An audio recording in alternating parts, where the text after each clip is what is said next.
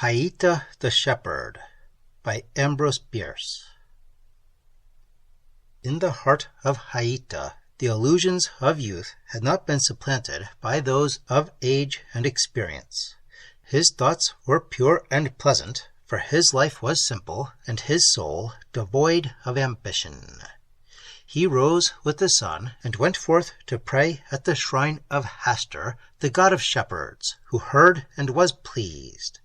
After performance of this pious rite, Haïta unbarred the gate of the fold, and with a cheerful mind drove his flock afield, eating his morning meal of curds and oatcake as he went, occasionally pausing to add a few berries, cold with dew, or to drink of the waters that came away from the hills to join the stream in the middle of the valley, and be borne along with it, he knew not whither. During the long summer day, as his sheep cropped the good grass which the gods had made to grow for them, or lay with their forelegs doubled under their breasts and chewed the cud, Haïta, reclining in the shadow of a tree, or sitting upon a rock, played so sweet music upon his reed pipe that sometimes from the corner of his eye he got accidental glimpses of the minor sylvan deities, leaning forward out of the copse to hear. But if he looked at them directly, they vanished. From this, for he must be thinking if he would not turn into one of his own sheep, he drew the solemn inference that happiness may come if not sought, but if looked for will never be seen. For next to the favor of Hastur, who never disclosed himself, Haïta most valued the friendly interest of his neighbors, the shy immortals of the wood and stream. At nightfall he drove his flock back to the fold, saw that the gate was secure, and retired to his cave for refreshment and for dreams. So passed his life, one day like another, save when the storms uttered the wrath of an offended god.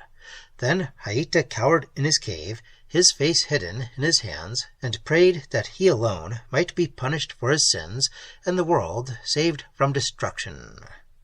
Sometimes, when there was a great rain, and the stream came out of its banks, compelling him to urge his terrified flock to the uplands, he interceded for the people in the cities, which he had been told lay in the plain beyond the two blue hills forming the gateway of his valley.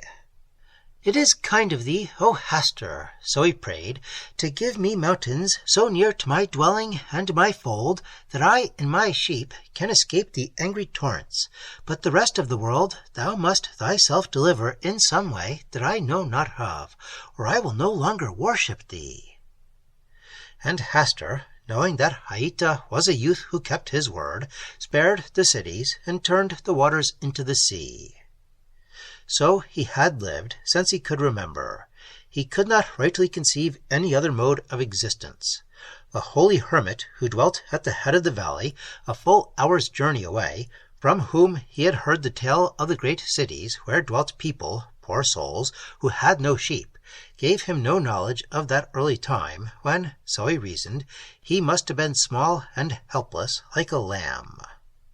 It was through thinking on these mysteries and marvels, and on that horrible change to silence and decay, which he felt sure must some time come to him, as he had seen it come to so many of his flock, as it came to all living things, except the birds, that Haïta first became conscious how miserable and hopeless was his lot. "It is necessary," he said, "that I know whence and how I came. For how can one perform his duties unless able to judge what they are by the way in which he was entrusted with them? And what contentment can I have when I know not how long it is going to last? Perhaps before another sun I may be changed, and then what will become of the sheep? What indeed will it become of me?" Pondering these things, Haïta became melancholy and morose. He no longer spoke cheerfully to his flock, nor ran with alacrity to the shrine of Hastur. In every breeze he heard whispers of malign deities whose existence he now first observed. Every cloud was a portent signifying disaster, and the darkness was full of terrors. His reed pipe, when applied to his lips, gave out no melody, but a dismal wail. The sylvan and riparian intelligences no longer thronged the thicket side to listen, but fled from the sound, as he knew by the stirred leaves and bent flowers. He relaxed his vigilance, and many of his sheep strayed away into the hills and were lost. Those that remained became lean and ill for lack of good pasturage, for he would not seek it for them, but conducted them day after day to the same spot through mere abstraction, while puzzling about life and death. Of immortality he knew not. One day, while indulging in the gloomiest reflections, he suddenly sprang from the rock upon which he sat, and, with a determined gesture of the right hand, exclaimed, "I will no longer be a suppliant for knowledge which the gods withhold. Let them look to it, they do me no wrong. I will do my duty as best I can, and if I err, upon their heads be it." Suddenly, as he spoke, a great brightness fell about him, causing him to look upward, thinking the sun had burst through a rift in the clouds. But there were no clouds. No more than an arm's length away stood a beautiful maiden.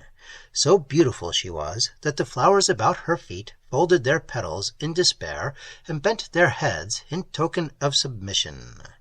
So sweet her look that the humming-birds thronged her eyes, thrusting their thirsty bills almost into them, and the wild bees were about her lips. And such was her brightness that the shadows of all objects lay divergent from her feet, turning as she moved. Haïta was entranced. Rising, he knelt before her in adoration, and she laid her hand upon his head. "Come," she said, in a voice that had the music of all the bells of his flock. "Come, thou art not to worship me, who am no goddess, but if thou art truthful and dutiful, I will abide with thee." Haïta seized her hand, and, stammering his joy and gratitude, arose, and hand in hand they stood, and smiled into each other's eyes. He gazed on her with reverence and rapture.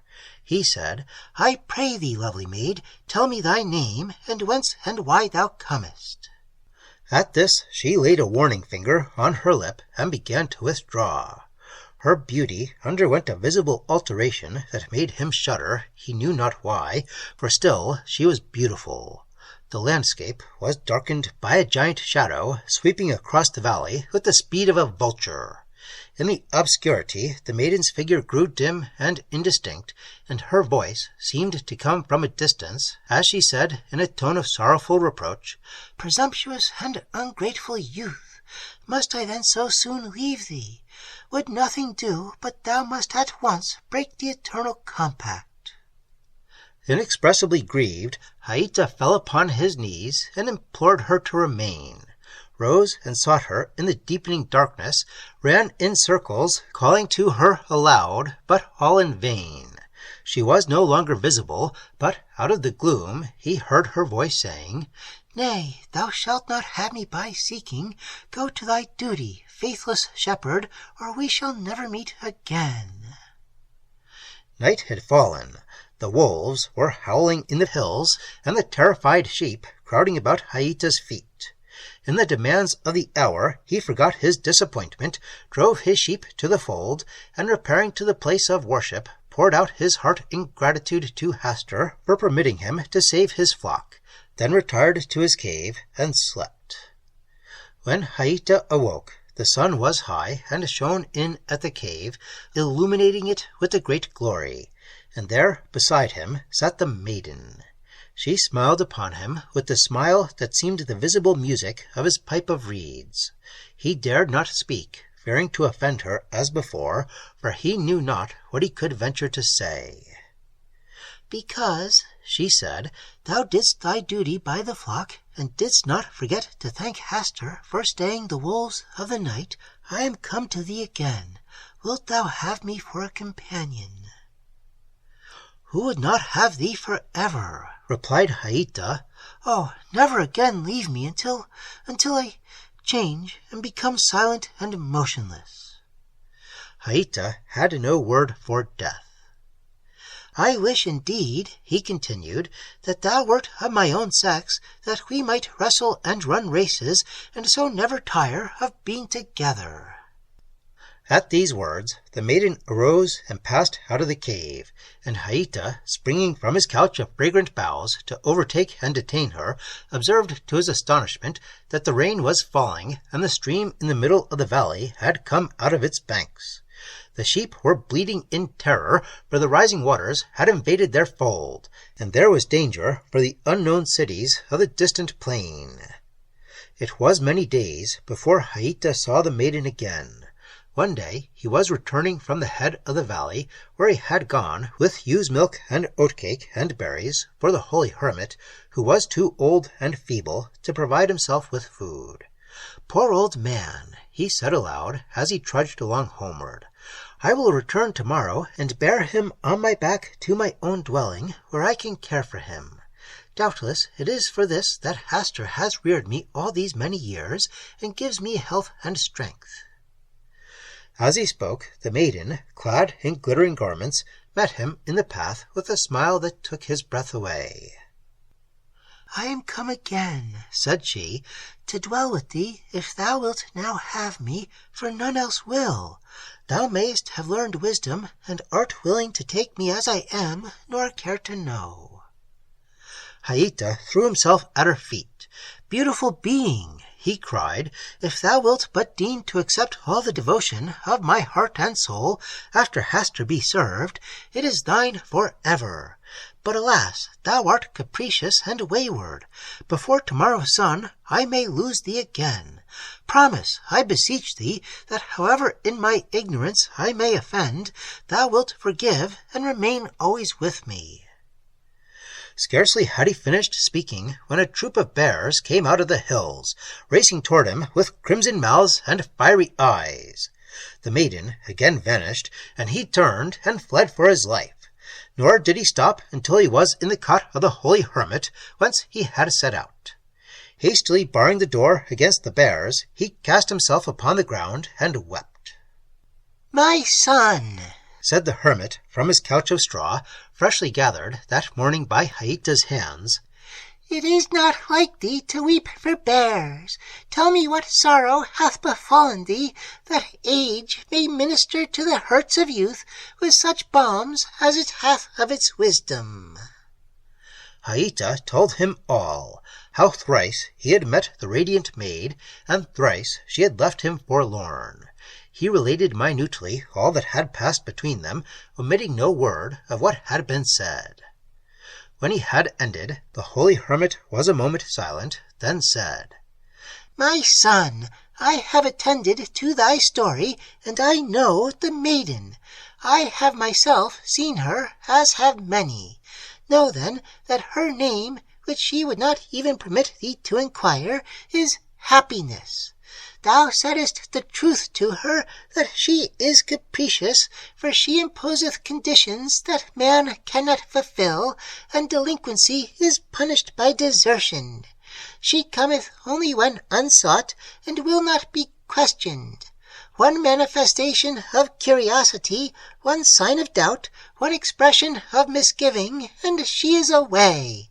How long didst thou have her at any time before she fled?" "Only a single instant," answered Haïta, blushing with shame at the confession. "Each time I drove her away in one moment." "Unfortunate youth," said the holy hermit. "But for thine indiscretion thou mightest have had her for 2."